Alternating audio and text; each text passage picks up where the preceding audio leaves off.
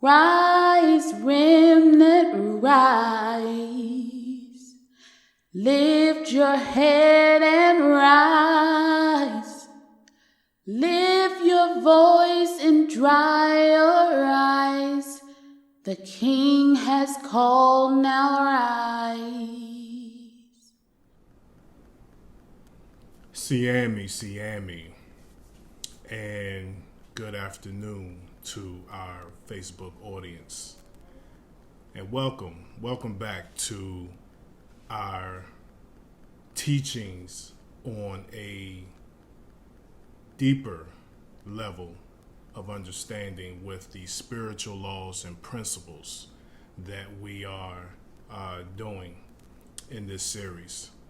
And today, we're going to take a look at the spiritual law of confession. Confession. We're going to take a deeper look into the spiritual law and principle of confession. Because as I said before, spiritual laws govern our lives every day.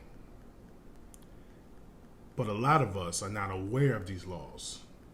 So therefore, we break these laws. And by breaking these laws and not following these laws and principles, it counteracts a lot of things of what we try to accomplish on a day-to-day basis. Simply because we're not following the laws that the Most High has put in place to govern our daily lives.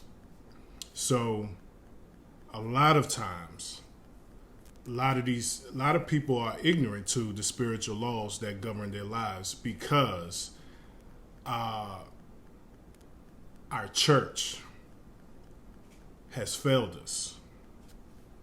And nowadays you go to church to learn about your,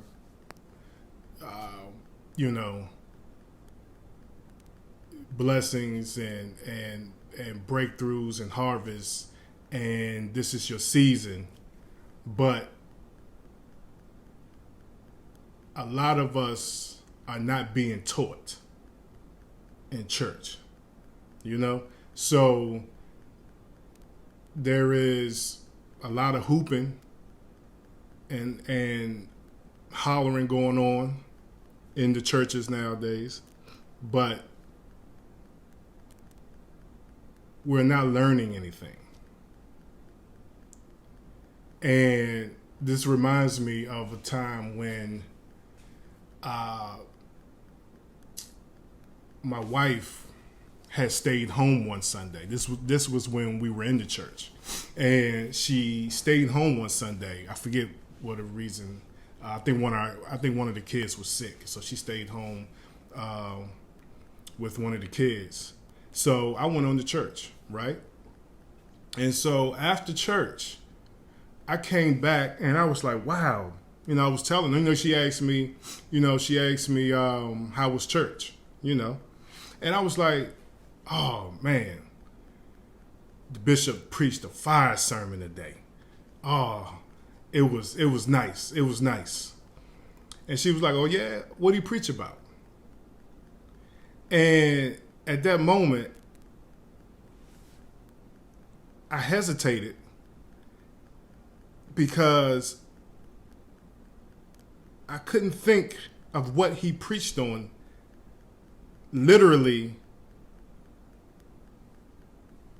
hours ago. I was like more like, okay, he talked about this and talked a little bit about that, but overall, I could not grasp the topic of the sermon to answer the question of what my wife asked me. What did he preach about? So at that moment, it dawned on me, wow. Because he did a lot of hooping. He did a lot of hooping that Sunday. But I didn't get taught anything. And that is what made me realize at that moment that I need to get taught the word and not get hooped to death and screaming and shouting every Sunday and walk out of the church house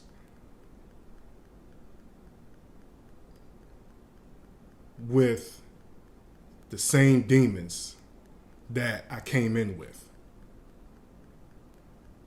Right? Because the church is a place of deliverance. But many of us walk in, or I should say walk out, with the same demons that we came in the church house with. Why? Because we're not being taught. So today we're going to take a deeper look at one of the spiritual laws that is very important that we violate on a day-to-day basis. And that is the law of confession. What are you confessing out of your mouth? What words are you speaking that you may be cursing yourself with or cursing others with just by the mere words that you speak? You know, it's like when someone talks to their child and say, oh, you're nothing, just like your daddy. You're going to be nothing, just like him. Or you may say to someone, you're an idiot. Or whatever. Idle words that we speak. So the scripture says that we will be judged and held accountable for every idle word we speak out our mouths. As a matter of fact, let's go to it. Matthew.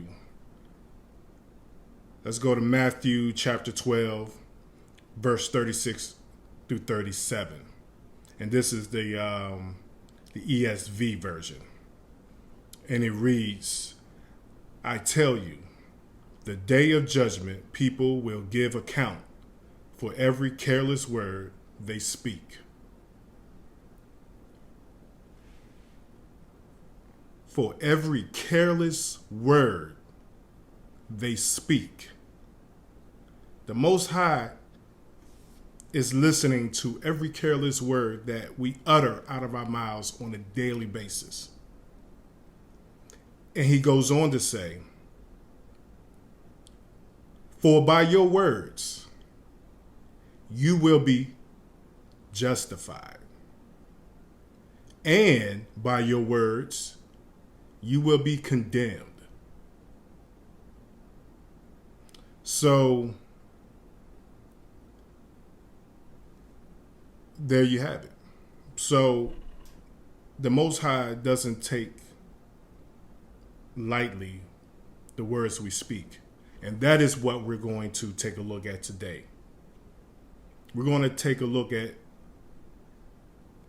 and have a deeper understanding of why the Most High feels the way he feels about the careless words that we speak. Okay, so before we start, let's have a quick word of prayer. Kimbo, Tata Nazambi, we thank you for your love, your grace, your peace, and your mercy. We pray, Father, that those who have an ear to hear, let them hear what the Spirit, the Muindan Semi, is saying in this hour. In your Son's mighty name, Yesaya, we pray. In Geta. Okay, so let's jump right into Proverbs 18. Proverbs 18, verse 21. Yeah. Proverbs 18. I got, I'll be reading out of the Amplified version today. Okay, so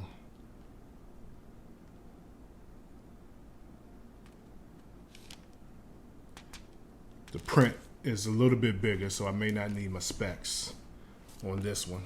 So, Proverbs 18, verse 21, and it reads, "Death and life are in the power of the tongue, and those who love it and indulge in it will eat its fruits or fruit and bear the consequences of their words." Highlight that. Highlight that part right there. And those who love it and indulge it will eat its fruit and bear the consequences of their words. What does that mean?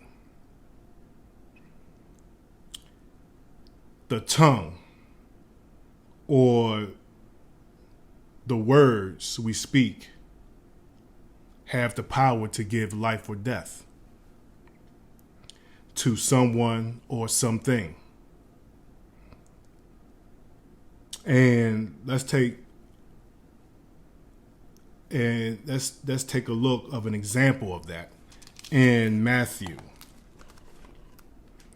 Let's go to Matthew 21, verse 18 to 22. Okay, Matthew 21, verse 18 to 22.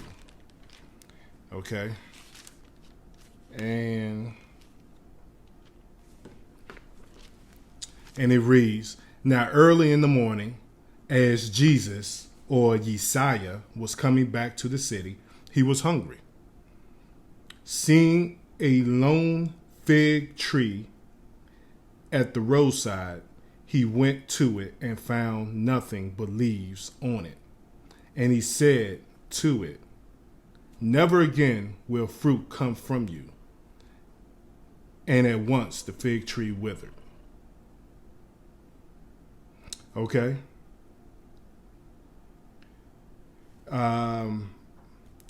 Verse 20. "When the disciples saw it, they were astonished and asked, 'How is it that the fig tree has withered away all at once?' Jesus replied to them, verse 21, 'I assure you and most solemnly say to you, if you have faith and do not doubt or allow yourself to be drawn in two directions, you will not only do what was done to the fig tree, but even if you say to this mountain, be taken up and thrown into the sea, it will happen." Okay? Verse 22. "And whatever you ask for in prayer, believing, you will receive." What is Yesiah saying? What is he saying? He's saying basically, he's implying that your words have importance. The words you speak have importance, have power. The words you speak have power. And as long as you don't doubt and believe what you're saying and don't have a doubt that it will happen, you'll receive it. But the deeper question is, why did he curse the fig tree? Because in Mark We didn't read that version in Mark. But when you read the Gospel of Mark, the version of the fig tree, it says that the tree was out of season. Therefore, it wasn't bearing no figs on it. So Jesus knew this, right? He knew the tree was out of season. So why did he still curse the fig tree? Okay, so he was demonstrating that words are spiritual to his disciples. That's why he did it. Okay? He was demonstrating that words are spiritual. Because the words we speak manifests itself, or should I say, the words we speak, the spirit realm, here's the words we speak. Remember, you have the Most High angels always listening to carry out God's word. Because we know the Most High word does not come back to him void. So they're always listening to carry out the Most High's word. So then an interesting thing happens in the spirit realm with your words. Then your words start to manifest themselves in the natural. First you speak it, and then it will manifest itself into your life. Because we know that the spiritual realm is the parent realm of the natural realm. It's the parent. So it always happens in the spiritual realm first before it manifests itself into your life or the natural realm. Okay? So let's take a look at Proverbs chapter 18. Okay, let's go back to chapter 18. And this time we're going to look at verse 20. I should have told you to stick your finger in Proverbs 18 because we're going to go back to it. But it's all good. So chapter 18, and this time we're going to look at verse 20. And it reads, "A man's stomach will be satisfied with the fruit of his mouth. He will be satisfied with the consequences of his words."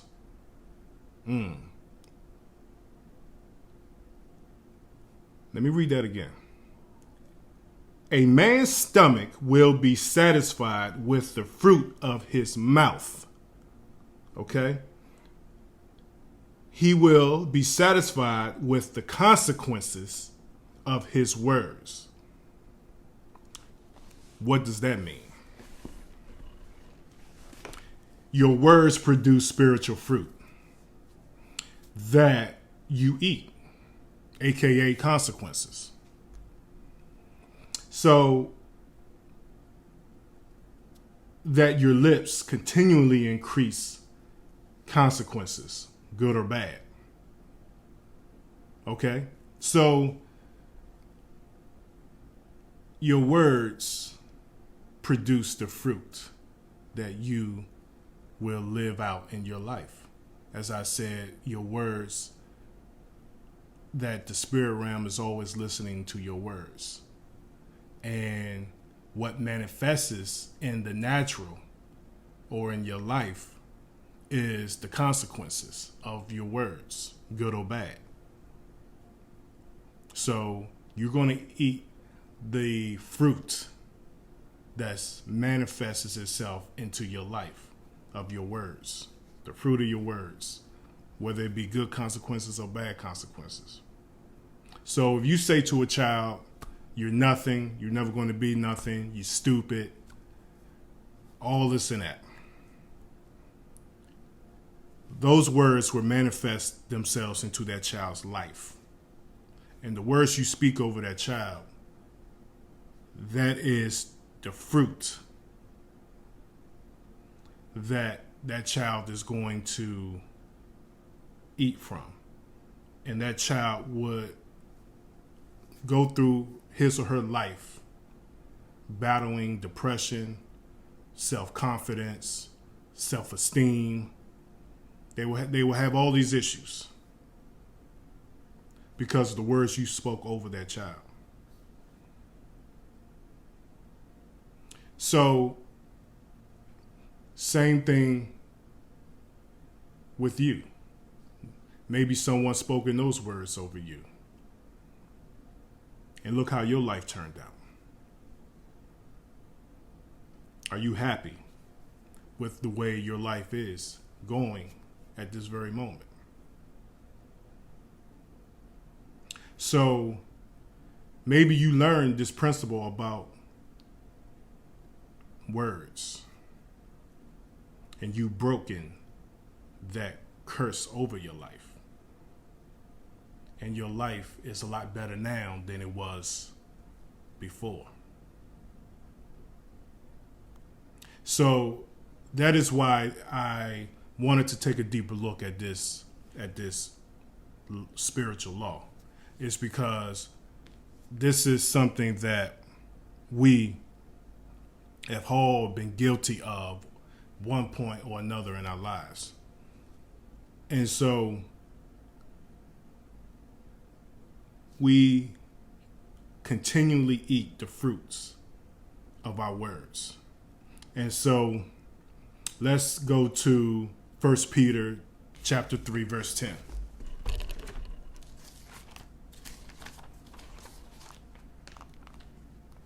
All right.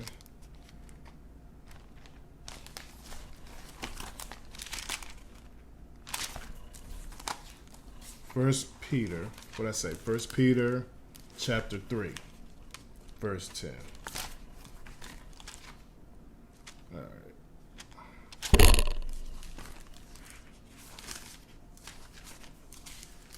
All right, chapter 3. All right, here we go, verse 10. And it reads,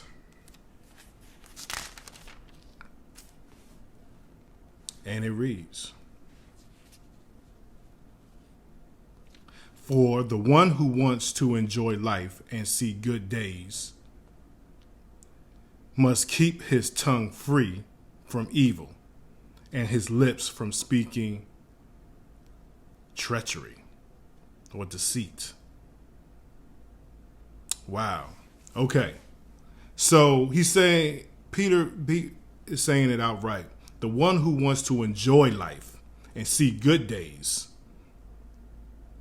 must keep his tongue free from evil. Highlight that.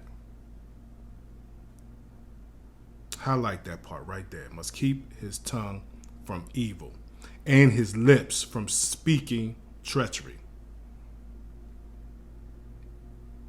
Right? So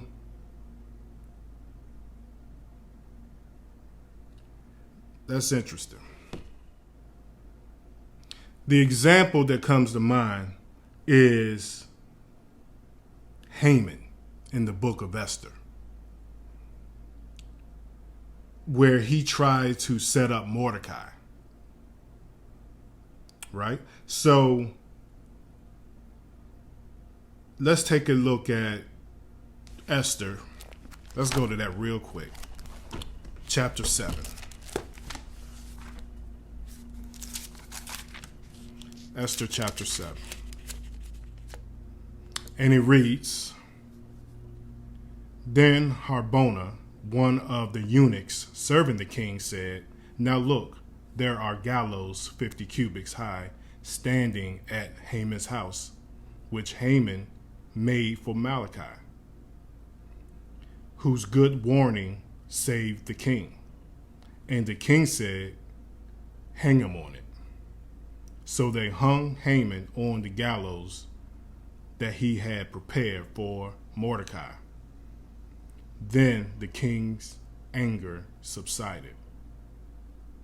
Because if you're familiar with the story of Esther, you know that Haman had schemed and plotted to set Mordecai up and was using words of treachery and deceit. And so the ill words he spoke came back on him and manifested itself into the bad fruit which he had to eat. And as the story goes, he was hung on the very same gallows that he had built to hang Mordecai on. And so that is the power of our words. And that also plays into another spiritual law that we will get in later in the upcoming weeks about the spiritual law of action and reaction. What you put out, what you dish out will come back to you, right? So let's take a look at Luke. Let's go to Luke. Luke chapter 7.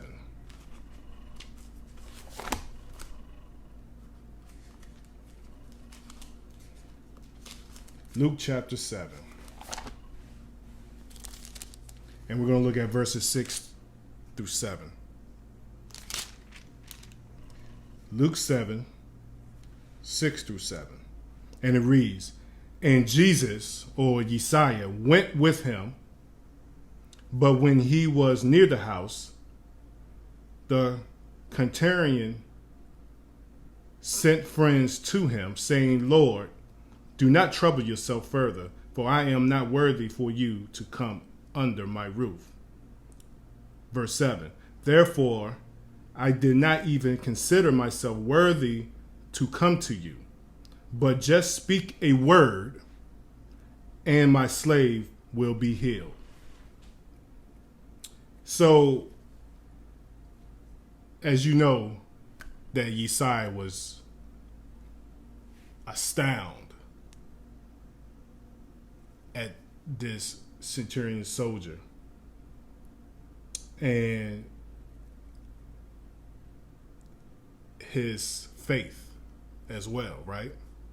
But he, you could tell that Yesiah said, yeah, this guy gets it. He gets it. My own people don't even get it. But this Gentile gets it. Right? So it never ceases to amaze me how, worldly people have a better understanding of spiritual things than Yahweh's people. And that's partly because, again,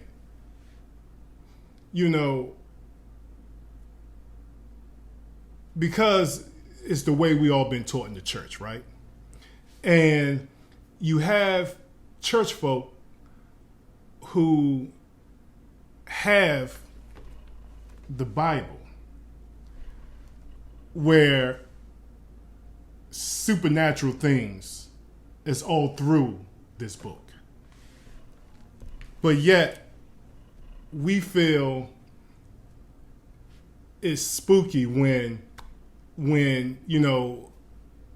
things of the spiritual manifests itself, and we're quick to demonize it. But yet, Hollywood has a understanding of the supernatural, and we as believers, we are now starting to adopt the understanding of the supernatural from movies and television. But in movies and television, the supernatural is always credited towards the demonic. And if you notice, in movies and on television, they always make the Most High look raggedy. They always make as if the Most High is not more powerful than the devil. You understand what I'm saying? They always make the devil more powerful than the Most High in all of these movies in Hollywood, right? All these Hollywood movies. And so, and as believers, if we're not careful, you shouldn't be, as a believer, you shouldn't be watching those type of movies anyway. Horror films, shouldn't be watching it anyway, because that stuff gets in your spirit and pollutes your spirit. And a lot of times, those movies, they have real witches consulting for those movies, and they're doing real spells and real rituals in these movies, and these movies carry curses on them. They carry curses on them. And that's a teaching for another day. Maybe I'll do a teaching on that. But as believers, we are allowing ourselves to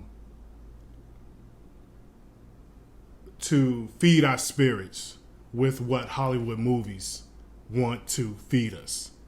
And the devil is more powerful than the Most High. And that's what a lot of these Hollywood movies portray. The devil's power. The devil has more power. And if you notice, they always make God look raggedy in all of these movies. Like God doesn't have no power, and God is not more powerful than the devil, and all of that foolishness. So that's for a teaching for another day. But it just never ceases to amaze me how church folk don't have an understanding of the spiritual realm the way Hollywood does, or worldly people in general do, right? So let's read on verse 8.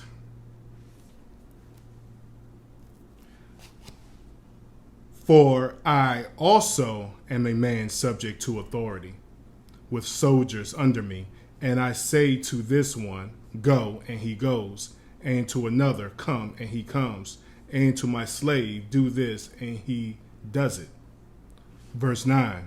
Now when Yesiah heard this, he was amazed at him, and turned and said to the crowd that was following him, I say to you, not even in Israel have I found such great faith.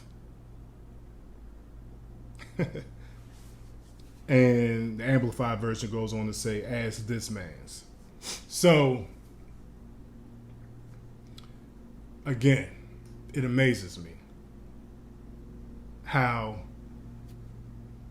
we have allowed ourselves to be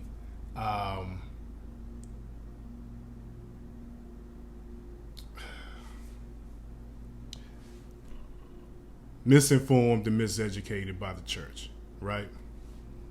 And that's a whole nother teaching within itself as well. One of these days, I'm going to do a teaching on that. And I'm going to call it, Your Pastor Has Lied to You. Okay? All right. So faith is what this centurion soldier displayed. Faith. And remember, as I said before, faith is like gunpowder, right? And so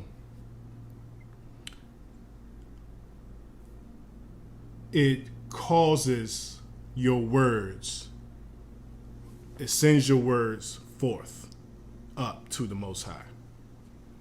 That's what faith does. And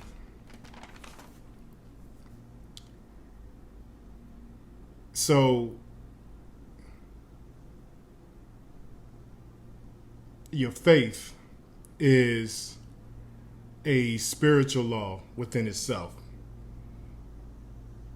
And again, we'll delve into that in this series. So,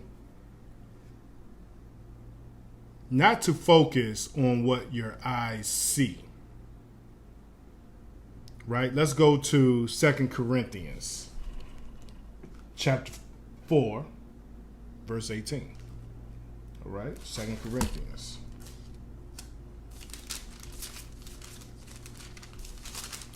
All right? 2 Corinthians chapter 4. Chapter 4, verse 18, and it reads. Okay. So we look not at the things which are seen, but at the things which are unseen. For the things which are visible are temporal, just brief and fleeting, but the things which are invisible are everlasting and imperishable. Now, that is an element of faith. Focusing on the things that the eyes do not see, but speaking those things that do not exist as though they do. Right? And so let's go to Mark 11:23. Mark 11:23. Mark 11:23. All right. Okay. Mark 11:23. Okay. 23, and it reads, I assure you and most solemnly say to you, whoever says to this mountain, be lifted up and thrown into the sea, and does not doubt in his heart in God's unlimited power, but believes that what he says is going to take place, it will be done for him in accordance with God's will. So here Yesaiah is saying to us, speak to that mountain. Speak to that mountain. And don't have a doubt in your mind that what you're telling that mountain to do won't be done. And so faith, the spiritual law of faith, goes with the spiritual law of your confession hand in hand. So without faith, your words won't gain traction. But with faith, your words will be catapulted to the stratosphere and into the throne room of the Most High. So, what mountains or obstacles do you have in your life that you need to speak to tell it to throw itself into the sea? Think about that. What mountains or obstacles you have in your life that you need to speak to right now and tell it to throw itself into the sea, to get out of your way. Start speaking to the mountains in your life. Let's move on. Not only Yesaiah has shown you with the fig tree that words have power, now he's telling you that your words have power. Okay? Why are words powerful? Have you ever asked yourself that question? Why are words powerful? Well, let's take a look at that. Let's answer that question right now. Let's go to Genesis. chapter 1.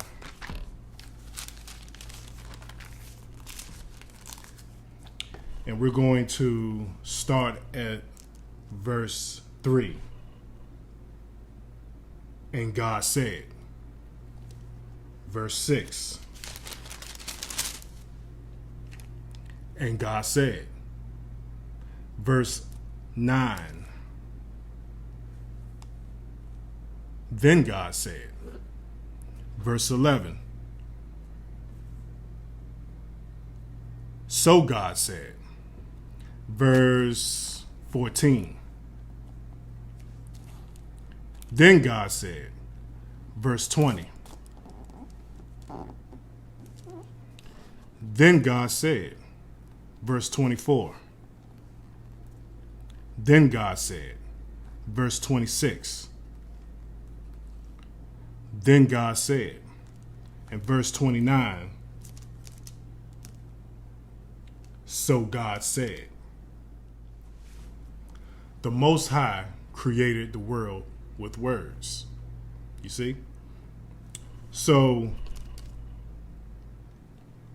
let's go to Genesis. We're still in Genesis chapter 1. Now let's read verses 26 and 27.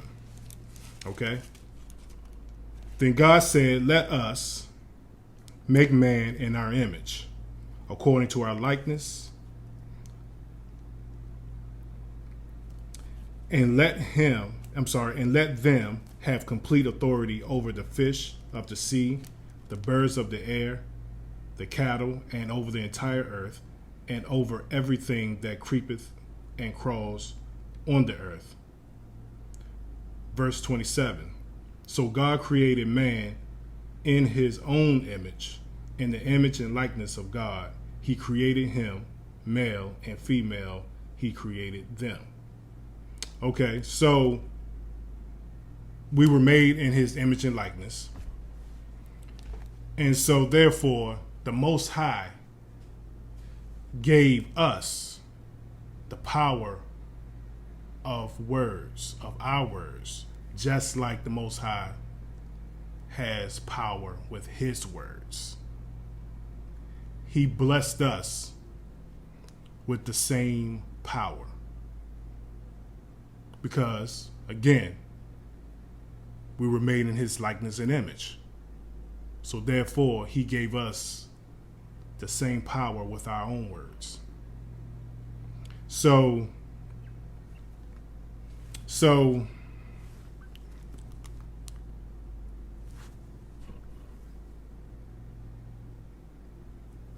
the Most High gave man the power of words. Why?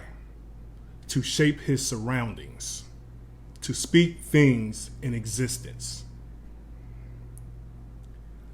What is one of man's mandate? What is one of man's mandate? To have dominion over the earth, as we just read, right? We know that when the Most High tells us to do something, he has already given us the resources to accomplish that goal. So, what was one of the resources he gave man to dominate the earth? What was one of the resources that he gave man to dominate the earth? Right? So, the answer to that is our words. He gave us the power of our words to dominate the earth, to shape our surroundings. That is why we are required to confess Christ, Yeshua, with our words, out of our mouths, out loud. Because confession, the words we speak, has power. So that is why we are required to confess Christ with our words out loud from our mouths. Now let's go back to, not go back to, but let's go to Romans. Let's go to Romans 10:9. Romans 10:9. Okay.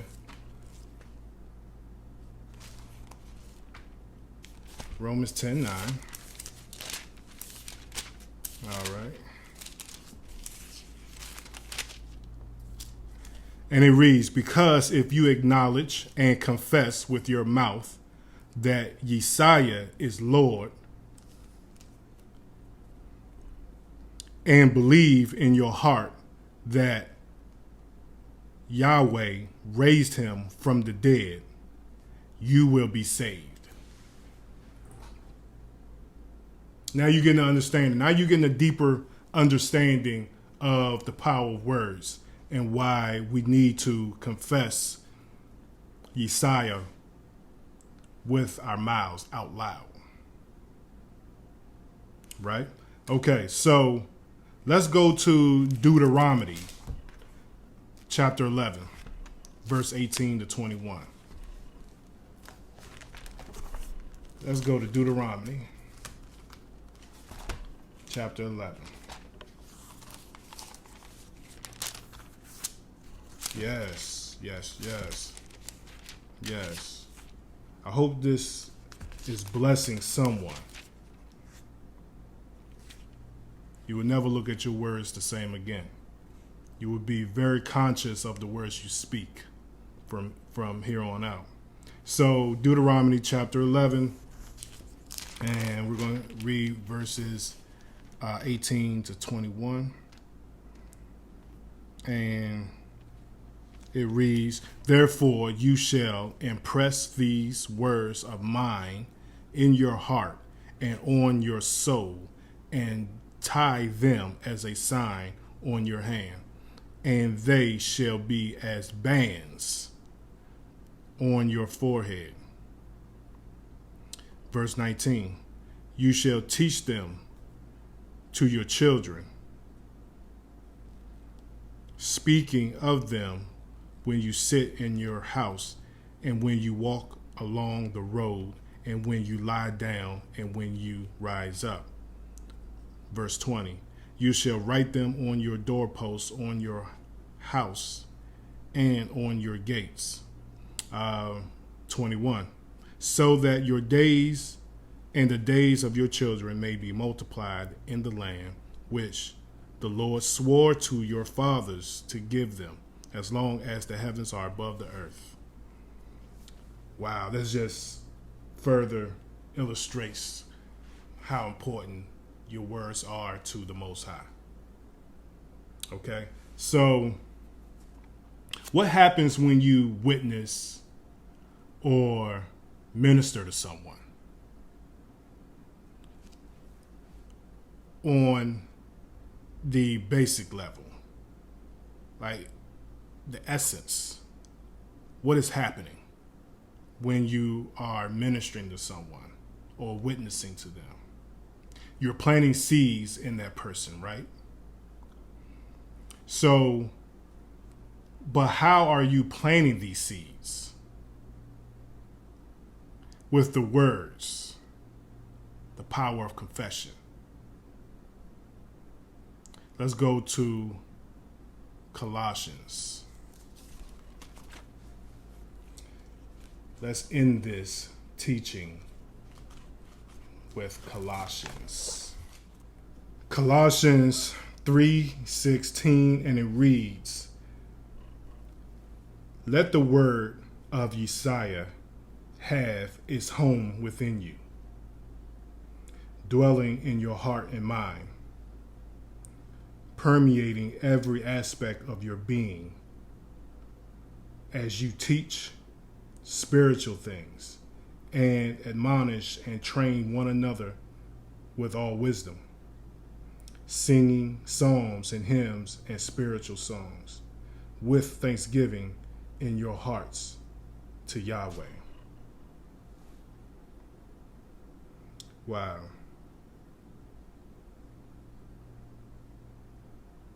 Wow. And you know something? Let me just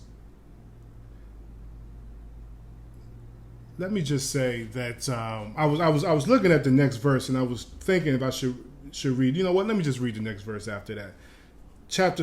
Verse 17. Whatever you do, no matter what it is, in word or deed, do everything in the name of the Lord Yeshua and in the dependence on him, giving thanks to Yahweh the Father through him. Okay? Well, I just wanted to get that in there. But that concludes today's teaching on the spiritual law of confession, your words. And so I want to thank you. See you, everybody. And until next time, stay increased.